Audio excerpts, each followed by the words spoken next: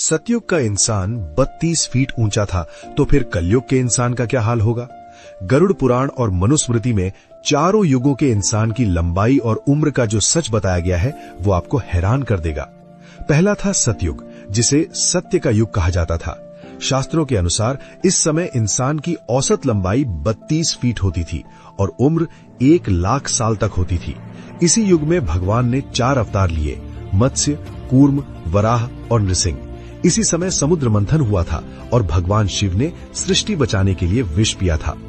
दूसरा आया त्रेता युग। यहाँ धर्म थोड़ा कम हुआ, इंसान की लंबाई घटकर 21 फीट रह गई और उम्र 10,000 साल हो गई।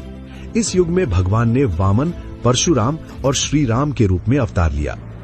तीसरा था द्वापर युग, जहाँ पाप और पुण्य बराबर हो गए। इंसान की लंबाई 11 फीट के आसपास रह गई और उम्र 1000 साल तक सिमट गई। इस युग में भगवान ने श्री कृष्ण और बलराम के रूप में अवतार लिया। और अब है कलयुग, पाप का युग।